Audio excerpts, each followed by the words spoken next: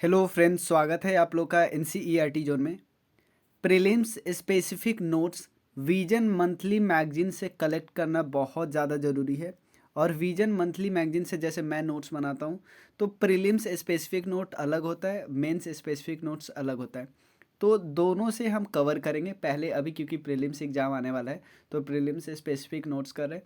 और मेंस का क्या आता है, टॉपिक वाइज आप नोट्स बनाइए। जैसे एक टॉपिक है तो उस टॉपिक से आप उतना ही नोट्स में लिखिए जितना आप मेंस में लिख सकते हो, 200 वर्ड या उससे ज़्यादा का नोट्स नहीं बनाए। प्रीलिम्स में भी देखोगे उतना ही लिखते हैं जितना ज़रूरी होता है। तो इस वीडियो में हम अक्टूबर महीने का डिस्कस करते हैं। नवंबर का ऑलरेडी डिस्कस हो चुका है। अक्टूबर महीने का हम 2 वीडियो में डिस्कस करेंगे। कैसे? पहले वीडियो में क्या क्या आएगा मैं बताता हूँ। जो शुरुआत का टॉपिक होता है पॉलिटी एंड गवर्नेंस, वो वाला है। International relationship, economy, security and environment, जो 5 मेजर चंक है। 80 पेज इसमें कवर हो जाएगा। 80 पेज को आप देखना कितने शॉर्ट में हम लोग कवर कर लेंगे। 30 मिनट से भी कम में हो जाएगा। उसके अलावा एक और वीडियो आएगा जिसमें हम सोशल इशू डिस्कस करेंगे, साइंस एंड टेक्नोलॉजी डिस्कस करेंगे, कल्चर डिस्कस करेंगे और स्कीम जो न्यूज़ में है उसको डिस्कस करेंगे। और कुछ अपेंडिक्स जो काफ़ी इंपॉर्टेंट हो जाता है। अपेंडिक्स आप देखो काफ़ी प्रीलिम्स स्पेसिफिक होता है, काफ़ी चीज़ें दी होती है। मतलब प्रीलिम्स में जो न्यूज़ है उसका करंट, प्रीलिम्स में जो करंट अफेयर्स जो न्यूज़ में रहता है उसका स्टैटिक दिया होता है, उसका बैकग्राउंड दिया होता है। तो वो काफ़ी इंपॉर्टेंट हो जाता है। तो चलिए शुरू करते हैं। और इसके पीडीएफ जो लेने के लिए आप इस नंबर पर मैसेज कर सकते हैं, 9582062485। क्लियर? तो चलिए शुरू करते हैं हम लोग। पहला करंट अफेयर्स है, किससे रिलेटेड? लैंड रिकॉर्ड जो होता है, लैंड रिकॉर्ड उसको डिजिटल करने से रिलेटेड है। तो एक प्रोग्राम है digital India land record monetisation programme, modernisation programme, sorry, digital India land record modernisation programme. ये किस मिनिस्ट्री के अंदर आती है? मिनिस्ट्री ऑफ रूरल डेवलपमेंट के अंदर आती है। और ये एक सेंट्रल सेक्टर स्कीम है, ये बात याद रखिएगा। तो क्या है? ऑनलाइन रजिस्ट्रेशन सिस्टम है, यानी लैंड को ऑनलाइन रजिस्टर करना। किस स्कीम के तहत? Digital India land record monetisation programme. Ministry देख लिया, कौन सा किस टाइप का स्कीम है, ये काफ़ी इंपॉर्टेंट है कि सेंट्रल स्पॉन्सर्ड है या सेंट्रल सेक्टर स्कीम है। उसके बाद आज एक चीज़ पूछा जा सकता है कि एक रिकॉर्ड्स ऑफ राइट बार बार दिया हुआ था। तो रिकॉर्ड्स ऑफ राइट ये लैंड ऑनरशिप से रिलेटेड है, क्योंकि इसमें ये चीज़ कैप्चर होता है कि किसके नाम पे है, कितना प्लॉट है, सब कुछ। तो आपसे पूछा जा सकता है भाई रिकॉर्ड्स ऑफ राइट आपने रिसेंटली सुना है, ये किससे रिलेटेड है? द लैंड्स ऑफ राइट से रिलेटेड, लैंड ऑनरशिप से रिलेटेड है। उसके अलावा सेम इसी काम के लिए एक भूमि प्रोजेक्ट था। भूमि प्रोजेक्ट किसका था? कर्नाटक गवर्नमेंट का था, लेकिन उनको सेंट्रल गवर्नमेंट ने साथ दिया था। और एक धरनी प्रोजेक्ट था जो तेलंगाना गवर्नमेंट का था। ये पूछा जा सकता है कि धरनी किस राज्य सरकार का है? तेलंगाना। और भूमि किसका है? कर्नाटक और सेंट्रल गवर्नमेंट। कोई दिक्कत नहीं। नेक्स्ट है, सीएम को अपॉइंट करते हैं गवर्नर। ये किस आर्टिकल में है? आर्टिकल 164 में है। गवर्नर से रिलेटेड बेसिक स्टैटिक आपको पता होना चाहिए कि गवर्नर का अपॉइंटमेंट बाय प्रेसिडेंट के द्वारा होता है, प्रेसिडेंट के द्वारा। और गवर्नर का पोस्ट होगा, ये हमने कहाँ से बोरो किया है? ये हम गवर्नमेंट ऑफ इंडिया एक्ट 1935 से बोरो किए हैं। लेकिन गवर्नर का अपॉइंटमेंट किसके द्वारा होगा? ये हमने कनाडा से किया है। कनाडा से देखो, जब भी हम कनाडा का बात करते हैं तो कनाडा से देखो, कनाडा से एक मेन इंपॉर्टेंट चीज़ लिया गया है। क्या लिया गया है? Federal system with strong centre. तो जहाँ भी जो भी पॉइंट आपको नहीं याद है कि कहाँ से बोरो किया है, आप देख लो कि क्या इससे सेंटर स्ट्रॉन्ग होगा। लाइक एक चीज़ मैं आपको बताता हूँ, रेजिड्यूरी पावर।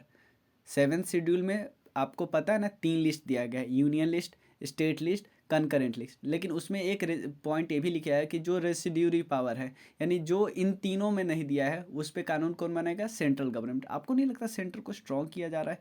तो ये भी कनाडा से लिया गया। उसके बाद अ, कोई ऐसा पॉइंट है कि सुप्रीम कोर्ट का एडवाइजरी जुरिडिक्शन सेंटर पे। तो ये भी आपको लगता है सेंटर स्ट्रांग है तब ना, कि सुप्रीम कोर्ट का बात भी इनको बस एडवाइस लगता है, सुप्रीम कोर्ट का बात भी बस एडवाइस लगता है। तो ये भी, इससे भी क्या हो रहा है? सेंटर पावरफुल हो रहा है। गवर्नर को अपॉइंट कर रहा है, यानी गवर्नर होते कौन है? एग्जीक्यूटिव हेड होते हैं स्टेट के। और भाई एग्जीक्यूटिव हेड मतलब स्टेट के पूरे पूरे राज्य के हेड है। और उनको अब चुन रहे हैं प्रेसिडेंट साहब, यानी सेंटर यहाँ पे स्ट्रांग बन रहा है ना। तो इस सब से पता क्या चलता है, जहाँ भी सेंटर को स्ट्रॉन्ग करने वाले बात हो रहा है वो हमने कनाडा से लिया है। एक और चीज़ बीच में न्यूज़ था, लेकिन वो एक ऐसा न्यूज़ था जो हमने थ्योरी में पूरा डिस्कस कर ही लिया है। प्रिवेंटिव डिटेंशन और प्यूनिटिव डिटेंशन। प्रिवेंटिव डिटेंशन ये सब आर्टिकल 22 में दिया है, और प्रिवेंटिव डिटेंशन जो है ना, उसमें क्या दिया है कि किसी आदमी को आप देखो, प्रिवेंटिव डिटेंशन का मतलब क्या होता है, पहले ही आप उसको डिटेन कर ले रहे हो, यानी अरेस्ट कर ले रहे हो उसके जुर्म करने से पहले ही, और वो मैक्सिमम 3 मंथ तक कर सकते हैं। अब क्वेश्चन उठता है कि 3 मंथ से ज़्यादा करना है तो क्या होगा ना, एक बोर्ड को कंफर्म करना पड़ेगा, मतलब एक एडवाइजरी बोर्ड है, वो एडवाइजरी बोर्ड कंफर्म करेगा कि भाई कि आप 3 मंथ से ज़्यादा रख सकते हो, तभी रखेगा पुलिस, नहीं तो नहीं रख सकता। मतलब स्टेट को ये पावर दिया जाता है, एक एक बहुत एक्स्ट्रा ऑर्डिनरी पावर है, जिससे पर्सन की, आम आदमी की लिबर्टी छीन रहे हो आप, ठीक है ना। लेकिन उसमें 3 मंथ से ज़्यादा नहीं रख सकते, लेकिन इसमें भी एक एक्सेप्शन दिया गया है कि भाई 3 महीने से ज़्यादा रख सकते हैं विदाउट जो एडवाइजरी बोर्ड के हस्तक्षेप के। एडवाइजरी बोर्ड ने कुछ नहीं बोला, फिर भी आप 3 महीने से ज़्यादा रख सकते हो।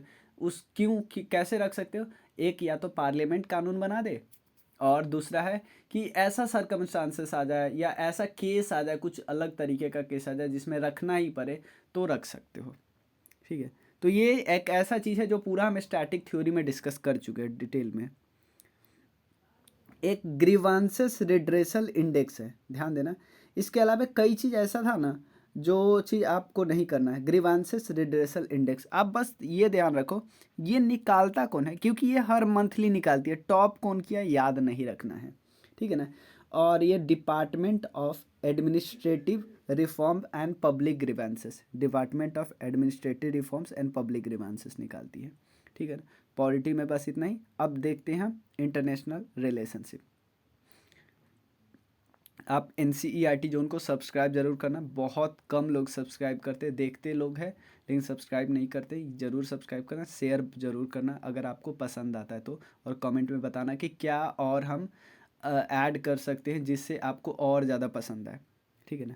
इंडस वाटर ट्रीटी जो कि 1960 में आया था, इंडस वाटर ट्रीटी, इसमें दो पार्टी थी, इंडिया और पाकिस्तान।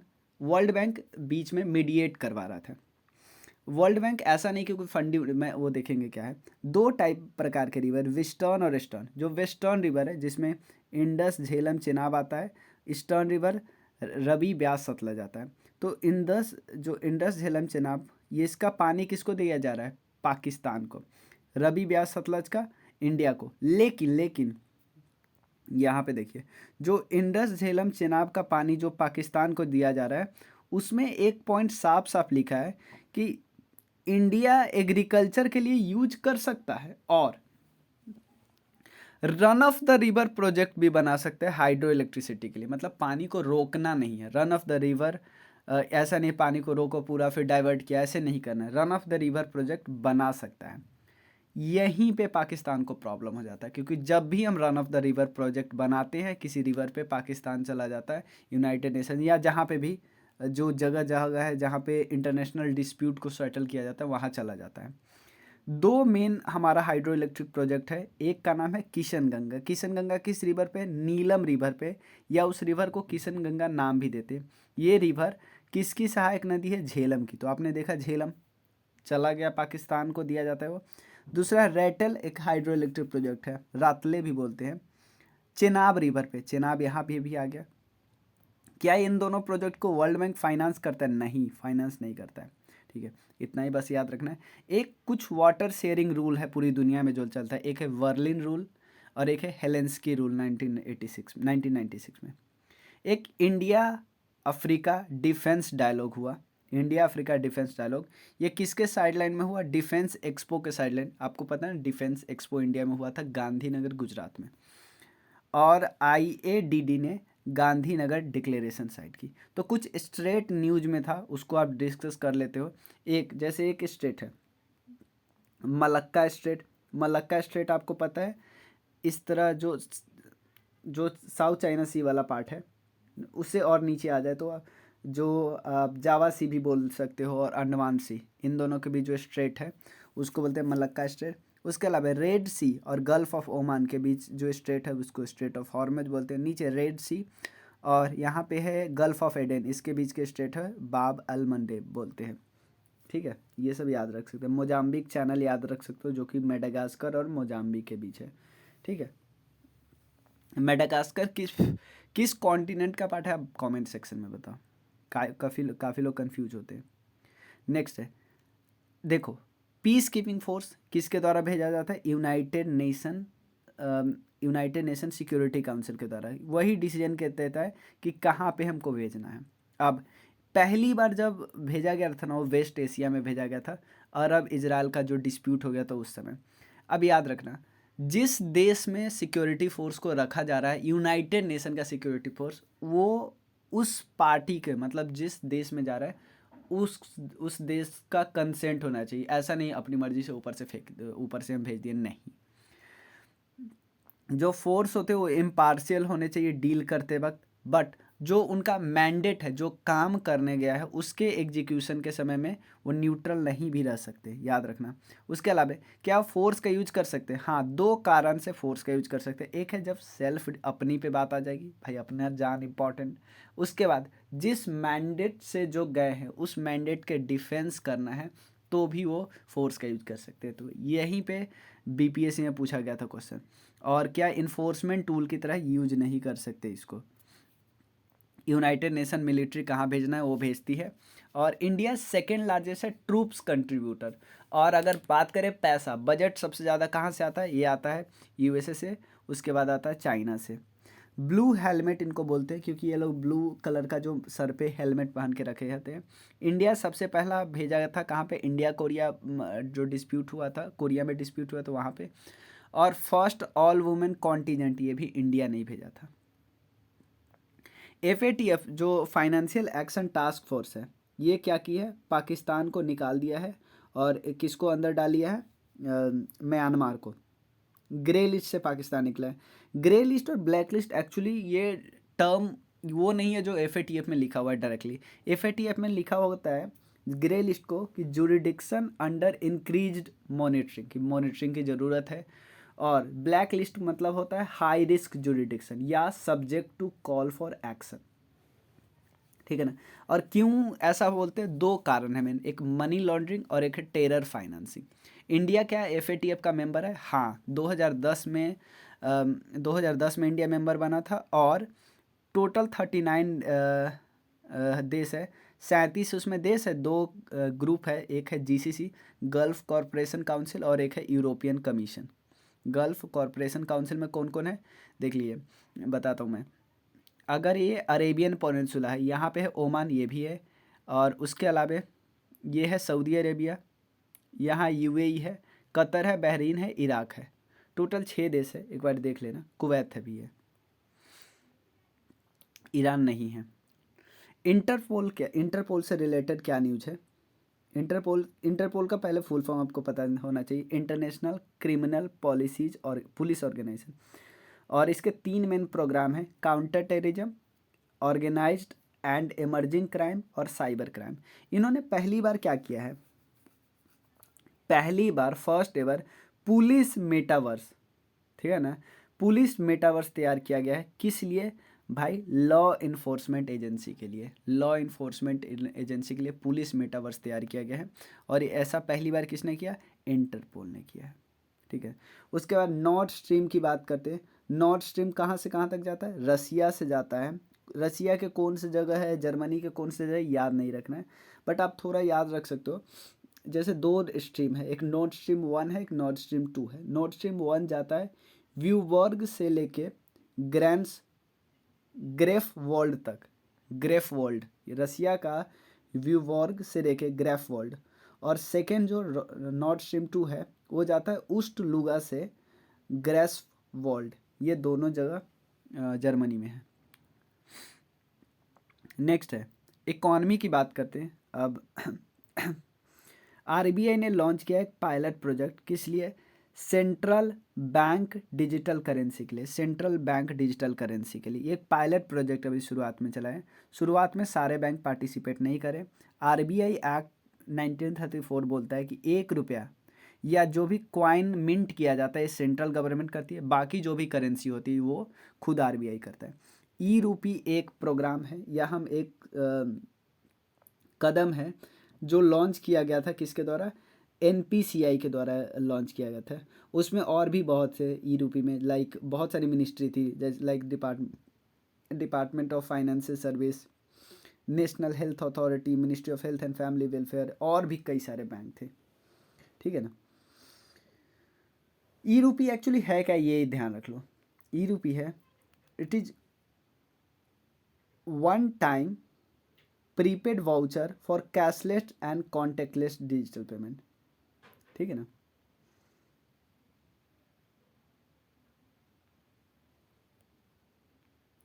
सॉरी, ये जो सीबीडीसी है, सेंट्रल बैंक डिजिटल करेंसी, ये इसके बारे में बताएं कि ये डिजिटल प्रीपेड वाउचर है और कैशलेस एंड कॉन्टैक्टलेस डिजिटल पे, प्रीपेड वाउचर इसको बोल सकते हैं, सिंपल प्रीपेड वाउचर। ठीक है। इंडियन प्रोडक्टिविटी रिपोर्ट ये कौन निकालती है, एक आरबीआई और central for development economics, RBI central for development economics. उसके अलावा क्लियर हो गया। नेक्स्ट है, देखो इंटरनेशनलाइजेशन ऑफ रुपीज़ पे कुछ ऐसा नहीं था कि जो हम कर सके, हमको करना नहीं था, वो मेंस स्पेसिफिक काफ़ी ज़्यादा हो गया। नेक्स्ट है open network for digital commerce. ठीक है ना। Open network of digital commerce, ये जो नेटवर्क है अपनी बीटा टेस्टिंग फॉर कंज्यूमर के लिए स्टार्ट की है बेंगलुरु में। थोड़ा ये करंट अफेयर्स था, याद रखिए किसने इसको स्टार्ट किया, किसने इसको, ये किसका इनिशिएटिव है, डीपीआईआईटी का, department of promotion of industry and internal trade आया, याद रखिएगा।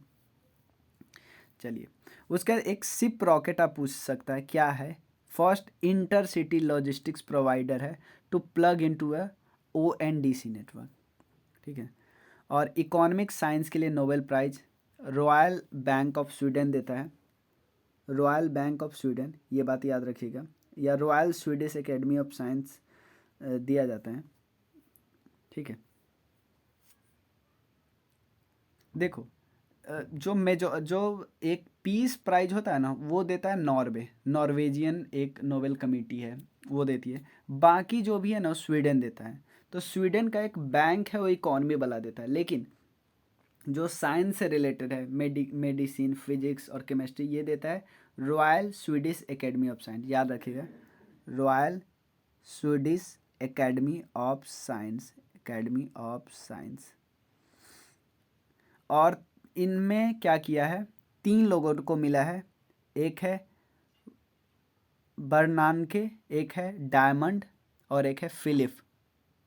इन दोनों, ये यूएस बेस्ड है, यूएस सिटीजन है। Role of bank in economy, अलग अलग तरीके से कैसे बैंक रोल परफॉर्म करता है उसके लिए दिया गया है। डिजिटल बैंक यूनिट एस्टैब्लिश किया जा रहा है, पीएम मोदी ने इसलिए किया कि बहुत जगह बैंक का फिजिकल बैंक डलवाना बहुत ज़्यादा मुश्किल है, ये आरबीआई के अंडर ही रहेंगे, याद रखना है। Poverty and shared prosperity report world bank का है, poverty and shared prosperity report world bank का है। चलो, इसमें हमको कुछ चीज़ें याद रखना है, कुछ हमारे स्कीम है उसके बाद हम डिस्कस करेंगे। कुछ स्कीम है जो अबाउट है किससे रिलेटेड, पॉवर्टी से रिलेटेड, कि कैसे कम किया जाए। सबसे पहले हेल्थ एंड न्यूट्रिशन से रिलेटेड है हमारे स्कीम है। आयुष्मान भारत जो यूनिवर्सल हेल्थ कवरेज की बात करता है। प्रधानमंत्री मातृ वंदना योजना, ये प्रेग्नेंट एंड लैक्टेटिंग मदर के लिए है। पोषण अभियान तो आपको पता ही है। ठीक है। National food security act and public distribution system. Employment and livelihood के लिए क्या है, दीनदयाल अंत्योदय योजना या मनरेगा जो है, इसमें 100 डेज काम देने की बात की गई है। कौशल विकास योजना में स्किल सर्टिफिकेशन की बात की है। सोशल सिक्योरिटी में पहले जीवन ज्योति बीमा योजना होता है, लाइफ कवर 2 लाख तक होता है। सुरक्षा बीमा योजना में रिस्क कवर होता है 2 लाख तक। अनऑर्गेनाइज वर्कर के लिए होता है श्रम योगी मानधन योजना। ओवरकम इम्पैक्ट ऑफ, मतलब कि कोविड-19 का इम्पैक्ट है उसके लिए क्या क्या, सबसे पहले प्रधानमंत्री गरीब Kalyan Yojana package for food insurance and health workers. PM cares for children scheme है। और PM street vendor Atmanirbhar Nidhi योजना, स्वनिधि, बहुत बहुत अच्छा स्कीम था। माइक्रो क्रेडिट ऑलमोस्ट 10,000 तक इनको दिया जाता था। उसके बाद उसमें वो हर मंथ कुछ कुछ करके पे कर सकते थे।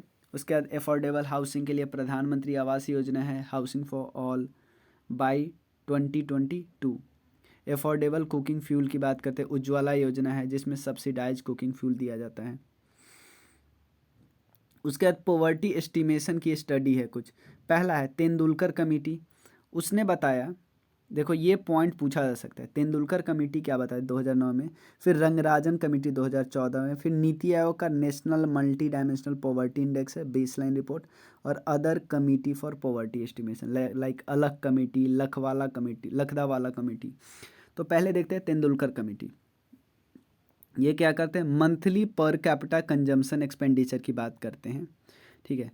उसके बाद ये तो सबसे पहले इन्होंने बोला कि 21.9% ऑफ टोटल पॉपुलेशन ये पॉवर्टी लाइन में है 2011-12 के हिसाब से। सेम रंगराजन ने क्या बोला, लगभग 30%। ये डेटा याद रखना, 29.5% है।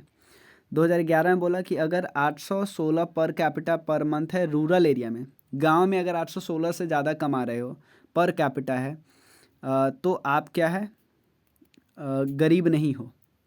और 1,000 रुपया क्या है पर मंथ, अर्बन एरिया की बात करते हैं। 816 रुपया क्या कर रहे हैं, खर्चा कर रहे हैं, आप देख रहे हो कंज्यूम कर रहे हैं। रंगराजन क्या कमेटी है, ये हाउस होल्ड पे बात करती है। Poverty monthly per capita expenditure 1,407 रुपया है अर्बन एरिया में और 972 रुपया रूरल एरिया में, ठीक है ना, ये पर पर्सन की बात करते हैं। और नीति आयोग का है NFHS 4 पे बात करते हैं, और ये बताता है कि लगभग 25.101% पॉपुलेशन मल्टी डायमेंशनली पुअर है। तो तेंदुलकर ने कितना बताया, 816 रुपया गाँव में, 1,000 रुपया शहर में, सेम। और इनकी मेथोडोलॉजी है रंगराजन जी की, ये 1,407 रुपया अर्बन में और गांव में 972 रुपया, ठीक है ना। तो दोनों का सर्वे देख रहे हो, दोनों अलग अलग से डेटा ले रहे हैं। तेंदुलकर डेटा कहाँ से ले रहे हैं, NSSO से डेटा ले रहे हैं। और ये रंगराजन का है एक इंडिपेंडेंट लार्ज सर्वे हुआ था, बहुत मतलब ऐसा नहीं कुछ ही 1,000 लोगों में सर्वे कर दिया, नहीं, लार्ज सर्वे हुआ था bye centre for monitoring Indian economy, ठीक है।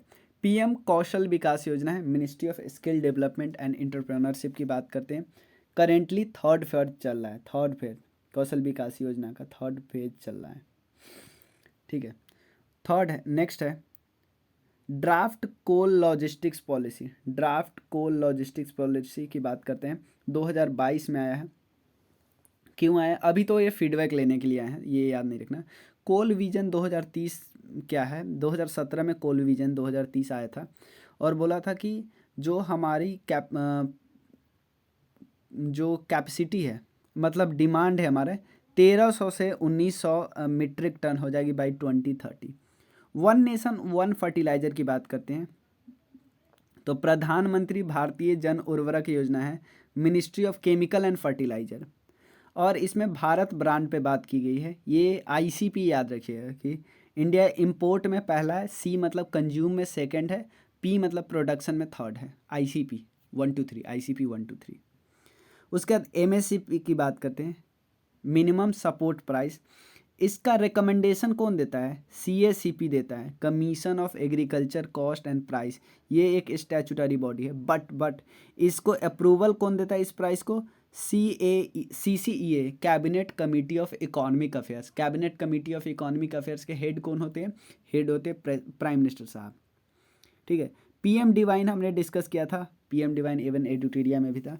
PM डिवाइन ये डेवलपमेंट इनिशिएटिव है फॉर नॉर्थ ईस्ट रीजन। ये एक सेंट्रल सेक्टर स्कीम है, 5 साल के लिए, 2022-23 से 25-26, 4 साल के लिए है। मतलब कि जब तक ये हमारा 15th फाइनेंस कमीशन का ख़त्म हो रहा है ना, तब तक के लिए है, 22-26। और नॉर्थ ईस्ट एक रिपोर्ट भी आती है नॉर्थ ईस्ट रीजन का डिस्ट्रिक्ट SDG इंडेक्स, ध्यान देना, डिस्ट्रिक्ट SDG इंडेक्स आता है ना नॉर्थ ईस्ट का। और हमने एडुटेरिया में इसका रैंकिंग भी डिस्कस कर लिया, लेकिन यहाँ पर रैंकिंग नहीं दिया था। तो कौन सी, एक तो मिनिस्ट्री है, ministry of development of north east region, और यूएनडीपी और नीति आयोग, तीनों में इनके निकालती है। तो पीएम डिवाइन वाला हो गया। उसके बाद कुछ प्रोजेक्ट है रिलेटेड टू नॉर्थ ईस्ट। पहला प्रोजेक्ट है एक Bogibeel rail cum road project है ब्रह्मपुत्रा रिवर पे, बोगीबील। उसके बाद ग्रीन फील्ड एक एयरपोर्ट है, कहाँ पे, पैकयोंग के गैंगटोक में। उसका रोरो सर्विस यहाँ पे क्या है, मजूली आइलैंड के पास है, आसाम में। नियामती और कामलाबरी, नियामती को जोड़ता है कामलाबरी से। रोरो सर्विस आसाम में मजूली आइलैंड के पास, नियामती को कमलाबरी से जोड़ता है, याद रखिएगा। एक है लीड्स, लीड्स एक रिपोर्ट आती है।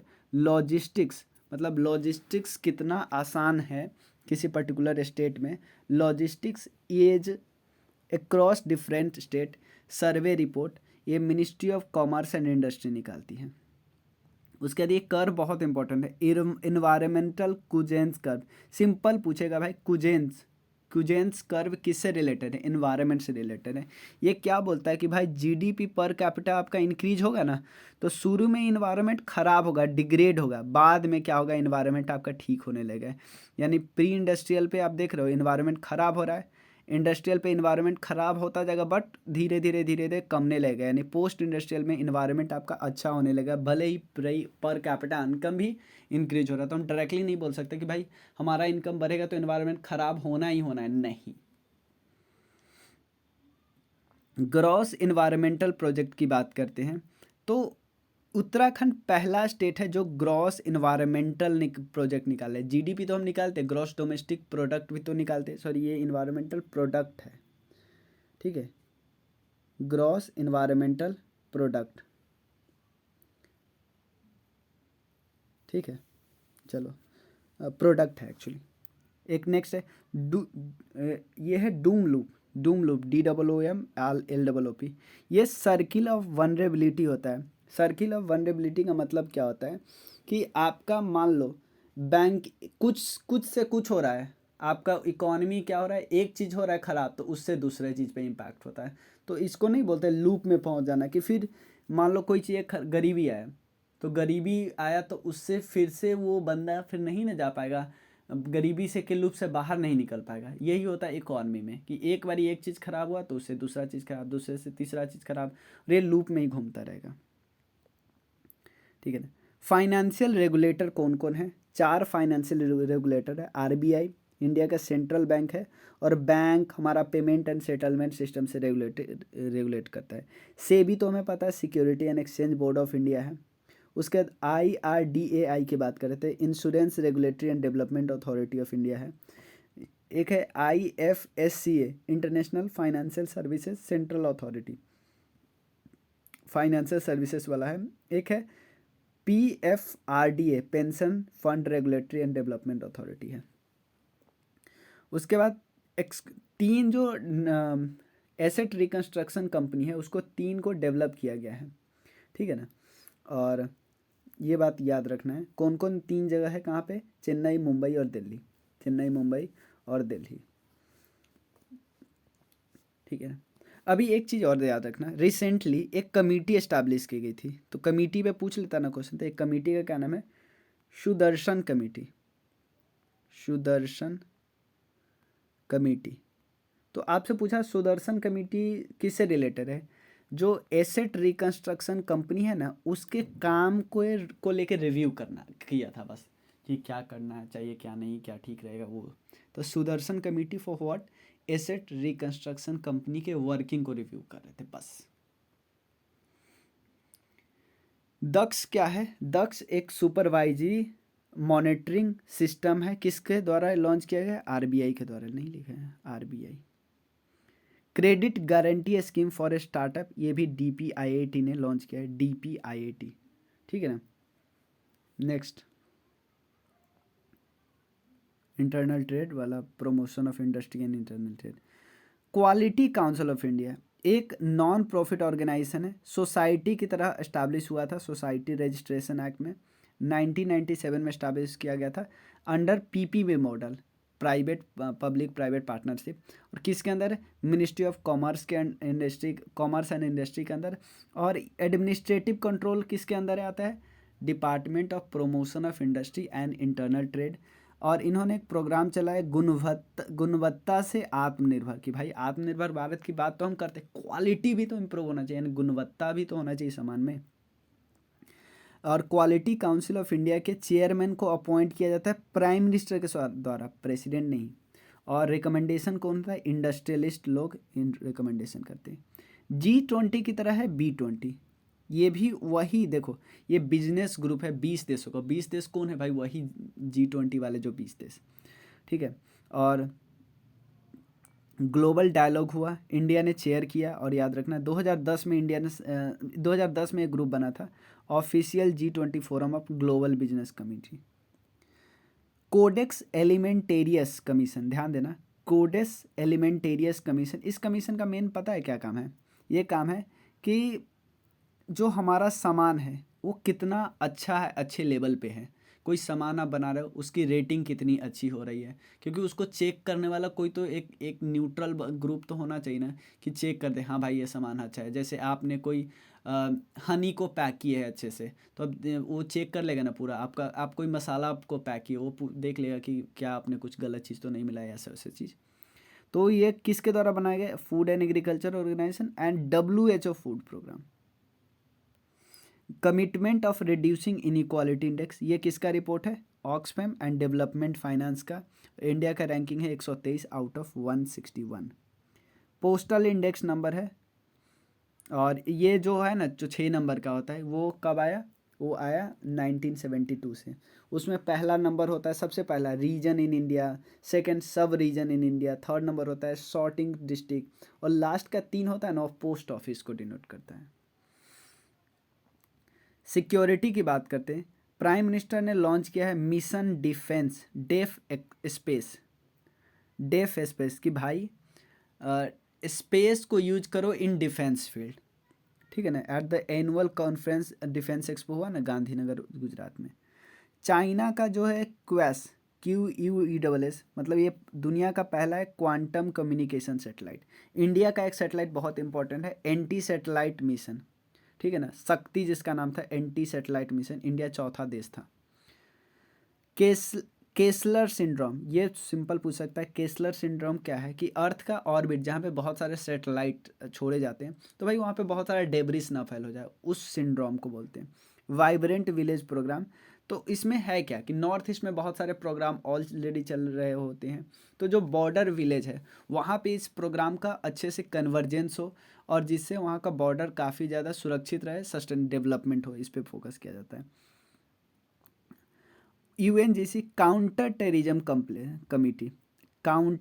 कमेटी, ये का स्पेशल मीटिंग हुआ दिल्ली में, और दिल्ली डिक्लेरेशन साइन हुआ। सिंपल पूछेगा दिल्ली डिक्लेरेशन किससे रिलेटेड है? गांधीनगर डिक्लेरेशन किससे रिलेटेड है? गांधीनगर फॉर अफ्रीका के लिए रिलेटेड है ना, अफ्रीका के साथ डिफेंस डायलॉग, ठीक है। और ये काउंटर टेररिज्म कमेटी 2001 में बना था बाय UNSC का रिजोल्यूशन 1373। लाइट कॉम्बैट हेलीकॉप्टर जिसका नाम है प्रचंड, ये किसने बनाया? हिंदुस्तान एरोनॉटिक्स लिमिटेड ने, ठीक है ना, हिंदुस्तान एरोनॉटिक्स लिमिटेड ने। याद रखना 5,000 मीटर तक ये उड़ सकता है, ठीक है। C-29 एक एयरक्राफ्ट है, किसने बनाया? टाटा एयरबस के द्वारा बनाया गया है for Indian air force. Dirty bomb Ukraine बना रहा है। CSTO, जिस तरह नाटो है ना, उसी तरह एक सेंट्रल जो treaty organise, security treaty organise, ये रूस का था, मॉस्को। जिस तरह USA का नाटो, उसी तरह ये CSTO। अब कुछ एक्सरसाइज है, लाइक गरुड़ 7वां एक्सरसाइज है, गरुड़ 7। ये इंडिया और फ्रेंच की एयरफोर्स करती है, इस बारी जोधपुर में हुआ। SIMBEX Singapore India maritime exercise है, ये विशाखापट्टनम में हुआ, इंडिया और सिंगापुर में। IMT ट्राइलेट, इंडिया की नेवी ने पहली बार मेडन ट्राइलेटरल एक्सरसाइज किया है, जिसमें इंडिया तो है ही, मोजाम्बिक और तंजानिया भी है। IMT ट्राइलेट, सिंपल पूछेगा IMT ट्राइलेट में 3 देश है, भारत के अलावा दो कौन है? प्रस्थान एक ऑफशूट सिक्योरिटी एक्सरसाइज। देखो हिंदी वर्ड मैंने यहाँ पे इसलिए लिखा क्योंकि ये हिंदी वर्ड है। PRASTHAN लिखने से ज़्यादा अच्छा रहता कि आप समझ जाओ, जैसे Garud word. Offshore security exercise है ईस्टर्न नेवल कमांड के द्वारा। पावर एक्सरसाइज है CERT इन ने किया, और ये पावर सेक्टर को सुरक्षित रखने के लिए साइबर क्राइम से। और एक है India Brazil south Africa maritime exercise, ठीक है, याद रखिएगा। और इन्वायरमेंट वाला हम नेक्स्ट वीडियो में ही कर लेंगे। और आपको कोई भी डाउट होगा, आपको कोई भी कोर्स ज्वाइन करना है, कुछ भी फीडबैक देना है, तो इस नंबर पे मैसेज ज़रूर करना। मिलते हैं 9582062485। Thank you.